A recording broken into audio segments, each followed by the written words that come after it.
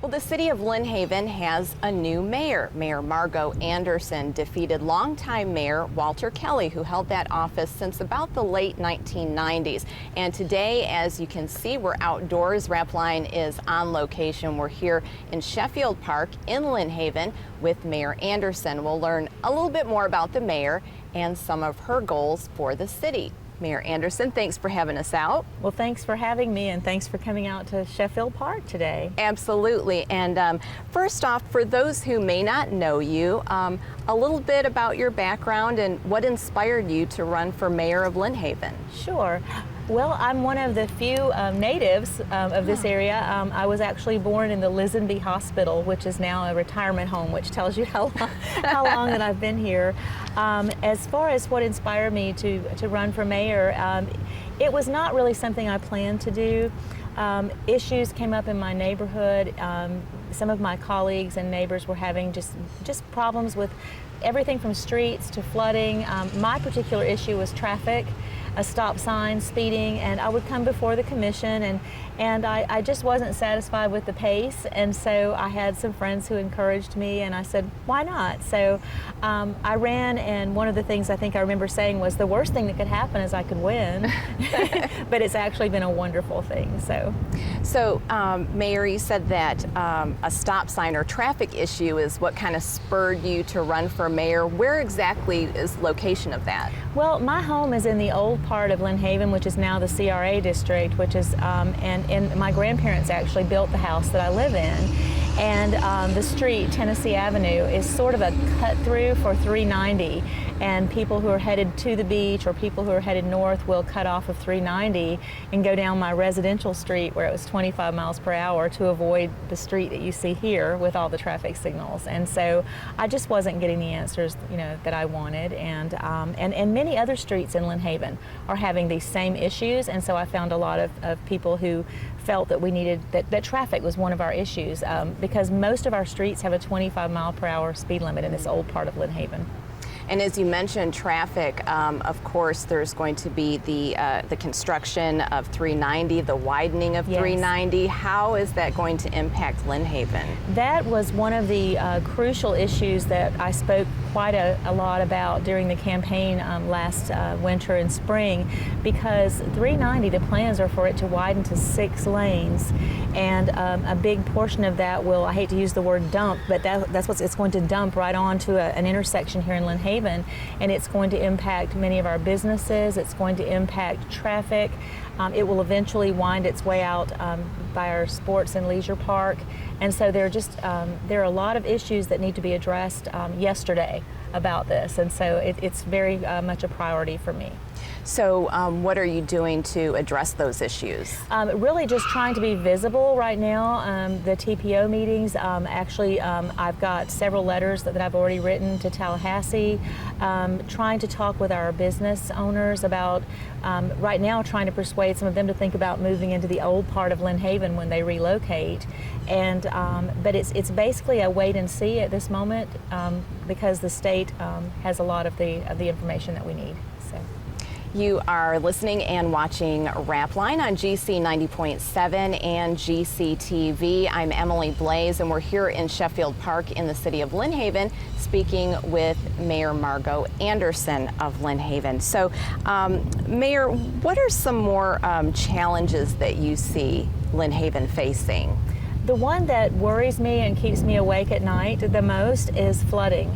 Our city, basically, there are so many issues that have not been addressed for so long, ranging from culverts that have not been cleaned, ditches that have been allowed to overgrow.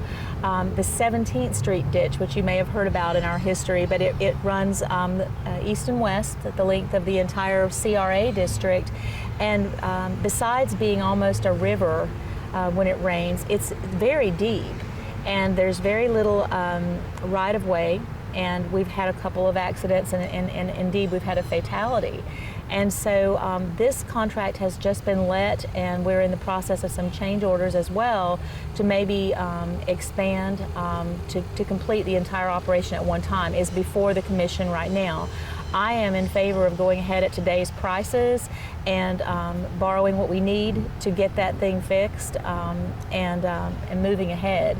It's been there probably over 50 years. And it is the source of a lot of the flooding that we have, especially on the east side of town. And we literally have residents every time that we have a heavy rain who are just in fear that their house is going to flood. And we have many of our culverts which need to be replaced, that need to pipes that need to be larger. It's just a huge project, and we'll be looking for grant monies. We'll be looking for studies to see how to make this drain better. And right now I'm saying a very special prayer that we don't get a hurricane until we can address some of the problems. What's the price tag on something like that? Right now, we're looking at several options before the commission. The contract that has been let is in the neighborhood of $250,000 to $300,000, but it only does a segment of the problem. And we're looking at several options, one which is in the neighborhood of $3 million that would just finish the entire project, and it would be behind us. And so that will be one of the items probably to be discussed at next week's commission meeting. And if I can get a plug-in for the commission meeting, okay. It's next Tuesday, August the 25th, and we've been having really good attendance at these meetings. And another part of my campaign when I ran was to try to get more involvement and to give people more of a voice. And we've been having really well-attended commission meetings. And one of the items will be to try and get the time changed at this upcoming meeting to a 6 p.m. Time to allow more people to attend. And so the more support we have at that meeting, the better chance I think we have for that to pass. And for those who may not know, tell us how often the commission meets and currently what time are they meeting? The commission meets on the second and fourth Tuesdays of every month, and they currently meet at 4 o'clock. And when I first took office, actually at my second commission meeting, I proposed that we change the time to 6 o'clock. And the agenda item did not get a second, or even a motion actually. It never made it to the floor for discussion. And so this time I'm offering a compromise and asking could we have one of the meetings at 4 and one at 6. So I'm hoping that we'll get maybe some discussion and with a large number of residents there who wish for that to happen. Or on the other hand, if there are a large number of people who would rather it stay the way it is, that's what we want, is the public input. So. And again, you are listening and watching Rapline. I'm Emily Blaze here in Lynn Haven with Mayor Margo Anderson. Mayor, tell me a little bit about Porter Park and the boat ramp. Okay. Porter Park is our beautiful Bayside Park as you cross Bailey Bridge going north or coming into Bay County. It's really the first thing that you see as a visitor or resident. And Porter Park was my park when I was a little girl here. That's where we had our fireworks display back in the day. And right now we're in a 2-stage construction process out there. We've just let a contract for a new seawall and repairing the old seawall, which was decaying and falling apart and really dangerous and had holes all along that even from the land side was dangerous because we were just, a child could fall in there or whatever. The second phase will be to improve the boat ramp.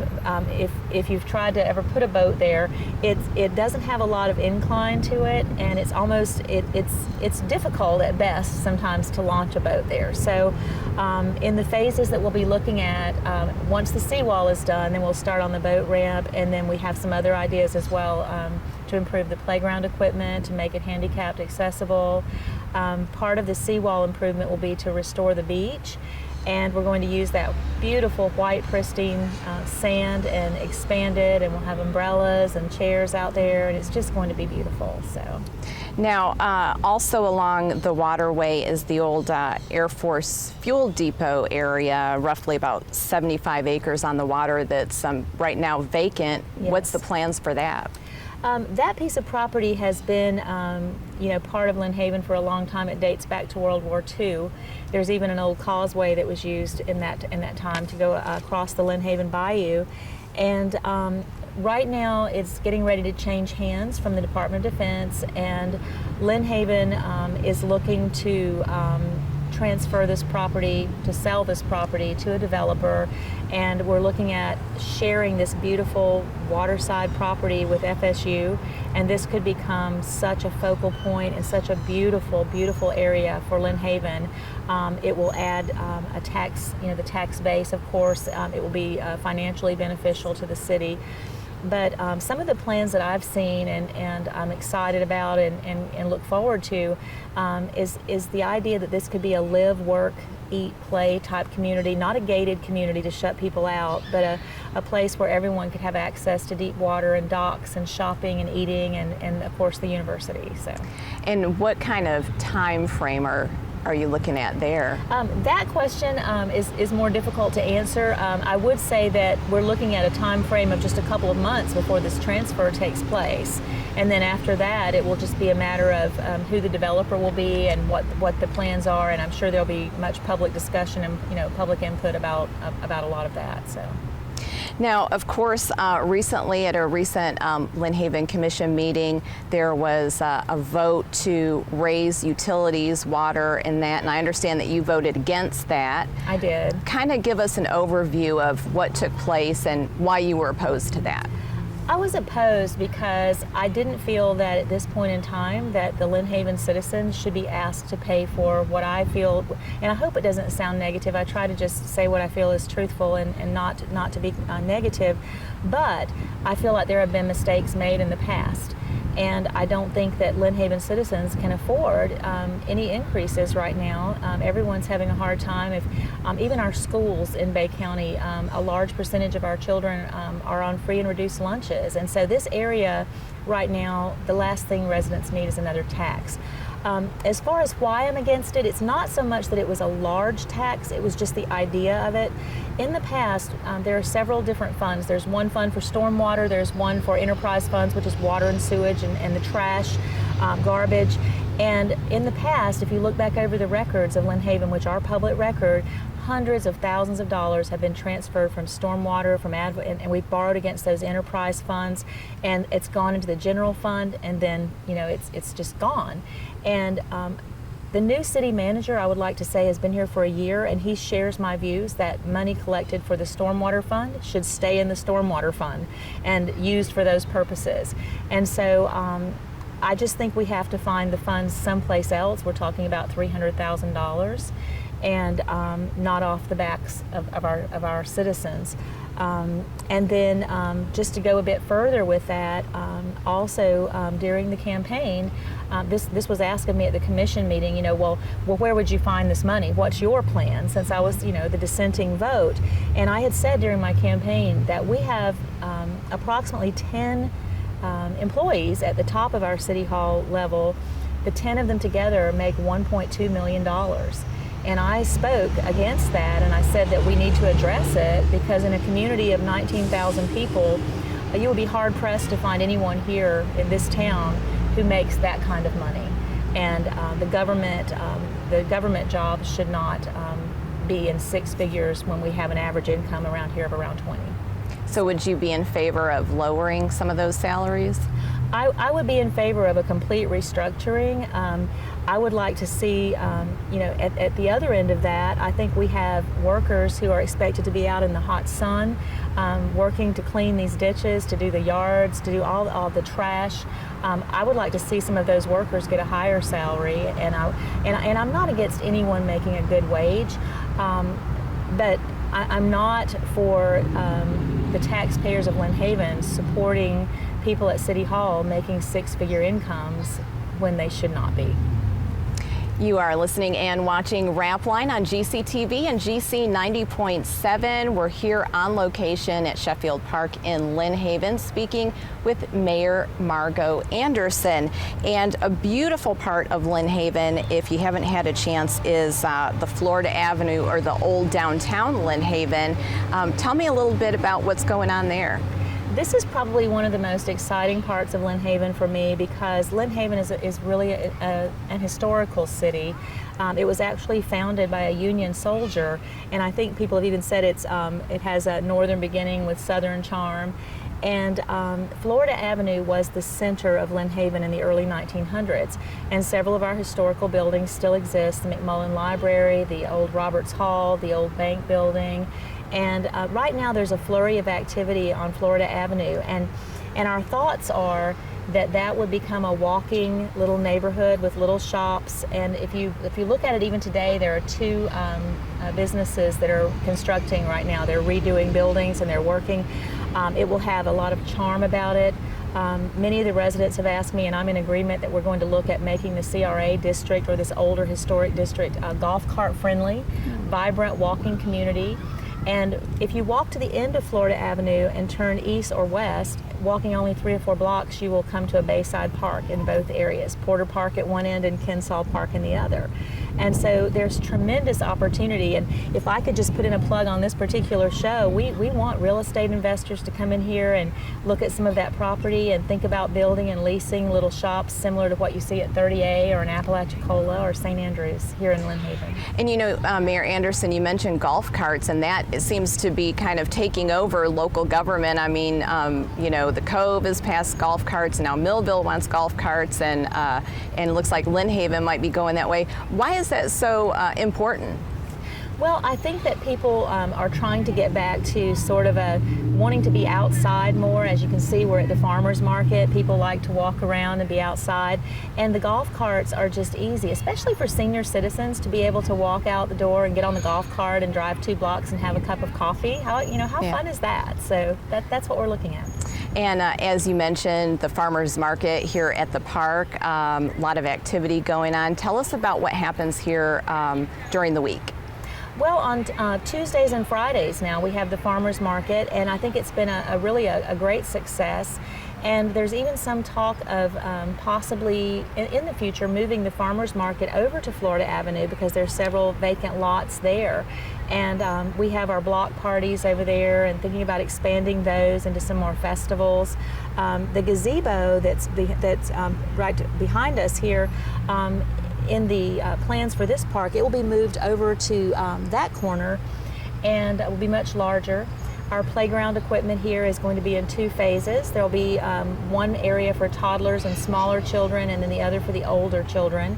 It will all be ADA compliance, and will have handicap access. And we're looking at expanding with brick pavers in that area, more parking. We're going to remove some of the diseased trees and then plant new ones in their place. And the pond, to clean it out, it's kind of full of muck and leaves, and we want to look at maybe a white sandy bottom and a fountain to cool things off. And it's just exciting times in Lynn Haven. It is, and you mentioned, well, I don't know if you mentioned it, but I heard around town that there could be plans for like a splash pad for kids somewhere. The splash pad for kids, right now, the plan looking ahead is out at the sports park, out on 390 where the ballparks are, which would be a fantastic place, because when people are hot from the sports and being outdoors, I think that would be great. So. Let's talk a little bit, you touched on CRA. Tell us what the CRA is and what Main Street is, and let people know kind of the difference. Sure. The Community Redevelopment Agency, this is an area which was, I hate to use these words, but it was described as sort of a blighted area, or an area that needed restoration. And part of that is the fact that the plumbing, the pipes are ancient. The streets need repaving. Many of the houses in this area need assistance. And so what we're hoping to do, the funds that are collected through this money, the tax money, goes right back into the CRA. And it actually generates, looking back at the budget and remembering I'm a 90-day-old mayor, but it looks like maybe around $300,000 a year that comes through. And our ideas, when I say our, I'm talking me and people who supported my vision as I ran for mayor, is that maybe the CRA board, instead of being the commission as it is now, with me as the head of it, would become the citizens who live in the CRA, maybe merchants in this area, and maybe more of a board that would come before the commission and ask for funds.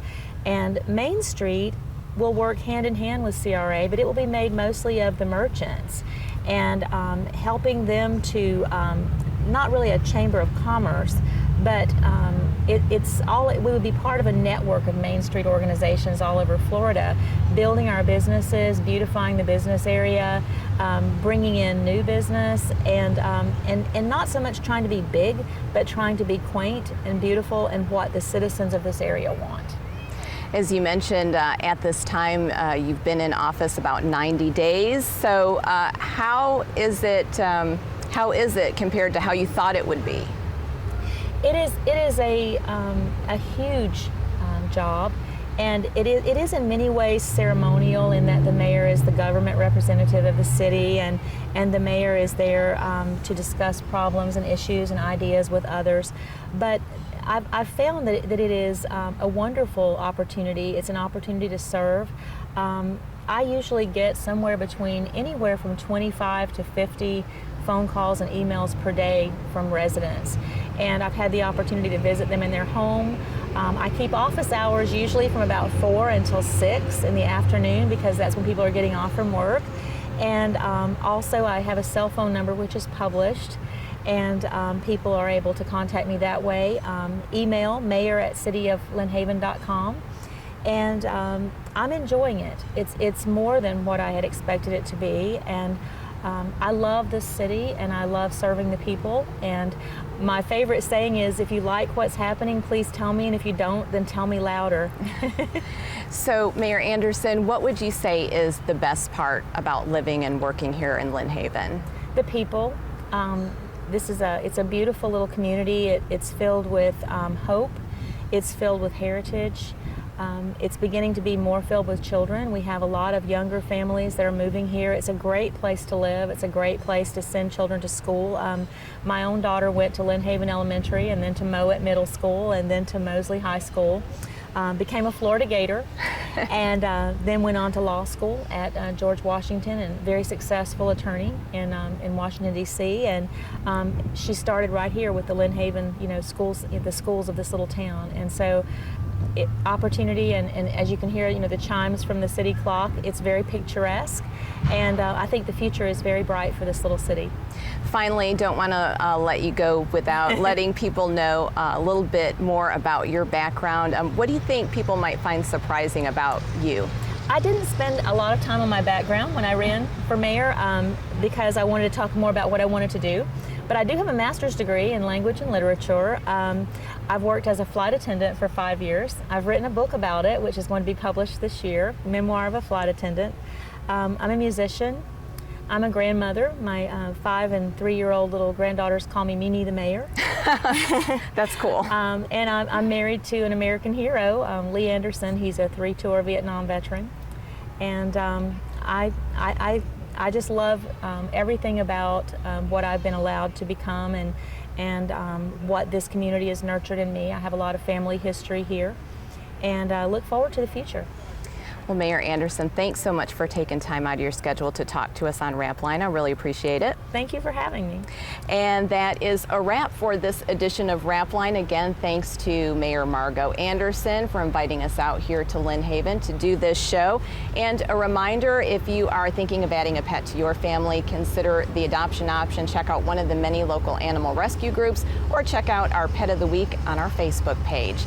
For GC 90.7 and everyone at the station, thanks for listening and watching, and have a great day.